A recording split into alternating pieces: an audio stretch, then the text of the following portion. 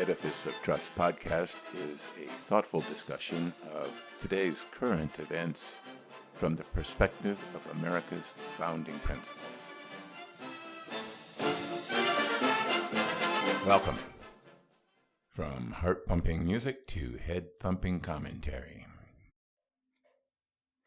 Hello, everyone. Wall Street Journal opinion writer Jason Riley recently commented about the new edition of Theodore Dalrymple's 2003 book, Life at the Bottom. A British psychiatrist debunks an American racial myth, published July 21st, 2026, noting that the same behaviors that affect British lower classes, the patients he saw as a doctor in the British prison system, the drug use, promiscuity, domestic abuse, violent crime, aversion to education, also afflict many blacks in the United States as well. Mr. Riley also observes that Vice President J.D. Vance's book, Hillbilly Elegy, describes how the behaviors that keep poor white trash down in the dumps are the same behaviors keeping down inner city blacks and lower class Brits. This conclusion was also confirmed by the excellent study of the culture of poor white Americans by Charles Murray in his 2013 book, Coming Apart. All of these books are backed by anecdotal descriptions, personal history, and scientific studies that point to the fact that it is their culture that keeps certain people desperately poor with no hope for improvement of their situation, and not race, ethnicity, or genetics. It is also not capitalism, systemic discrimination, or oppression. Hoover Institute economist Thomas Sowell has pointed out in many of his books the fact that blacks in America made more progress under the boot heel of Jim Crow than they did under the well-intentioned but racist assumption of Lyndon Johnson's Great Society. But don't tell that to the Democratic Party. The Democrats have been trying to convince blacks, along with Hispanics and other gullible minorities, that Democrats are the Deus ex Machina that will change their lives forever. Deus ex Machina, God from the machine in Latin, you may recall, is a theatrical device invented by the Greeks and copied by the Romans and many others, including Shakespeare, whose function is, quote, generally to resolve an otherwise irresolvable plot situation, unquote, according to Wikipedia. And Democrats have been trying to convince poor people for decades that leftist politicians have the solution to fix the poverty and oppression that afflict them. But those poor people need to realize that, in reality, they are like the actors in a Greek drama, or worse, comedy, and that in their next performance they will be confronted with the same irresolvable plot situation that they faced in the last matinee. The Democrats, like the Greek play producers, don't really want to solve problems. They want to sell more tickets to the next performance, which, to the Democrats, is the next election. If these politicians actually solve the problems the poor people face, the poor people, no longer poor or oppressed, would no longer need the giveaway programs offered to relieve their misery, and so would not only be liberated from poverty and oppression, but also from Democrats. But the politicians, lusting for the power that continuation in office brings, will make sure that doesn't happen.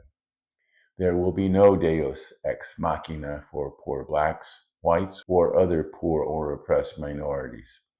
So if the poor oppressed people in America or anywhere else around the globe want to be liberated from poverty and oppression, they will have to do it themselves. But how to do it? Arthur Brooks, the so-called professor of happiness at Harvard University, was recently interviewed on the Trigonometry podcast by the so-called comedians Constantine Kissin and Francis Foster.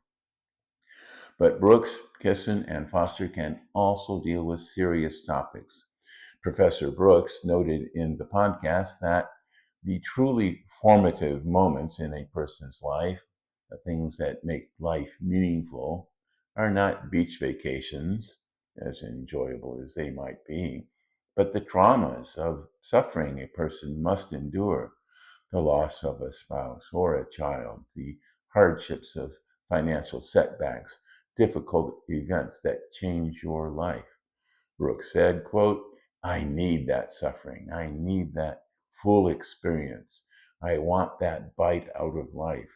I want to be fully alive. And this is one of the reasons that suffering, which is a largely right hemispheric experience, makes people understand the meaning of their lives, unquote. The supposed goal of Deus ex machina is to eliminate the pain and suffering a person must endure to get through life.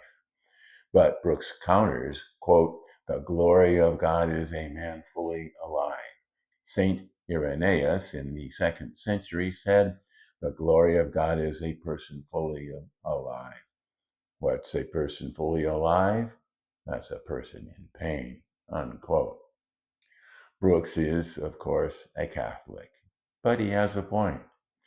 Pain in this world may be unavoidable, but if we cannot avoid pain, the only thing we can control is how we respond to that pain. And part of that is to let go our resistance to the pain and move toward acceptance. Brooks says, quote, if you have high pain but low resistance, you can actually have very manageable suffering. And that's how the Buddhists understand suffering versus pain itself, unquote. The political response is to offer the Deus ex machina solution, but not to deliver that solution, because it is beyond the power of politicians to do so. This maximizes that resistance to pain and increases the suffering experience, hopefully garnering more votes for the politician. But it doesn't help the poor, oppressed people seeking resolution. Again, it comes down to the people themselves. They must gain the agency to resolve their own problems. The solution, therefore, would be to give people the tools to increase their agency, their ability to control their own lives, even at the cost of reducing the political dependency of the people. The Democrats have been unwilling to do that. But the Democratic Socialists of America that are attempting to take over the Democratic Party are even less willing to do that. They want to sacrifice the frigidity of liberty, the ability to control your own life, for the warmth of collectiveness, giving control of your life to the collective. The MAGA movement is little better. They want to give control of your life to a benign, at least for now, great leader. But there is no Deus ex machina. You must choose. You must demand less of your politicians and more from yourself. Thanks for watching.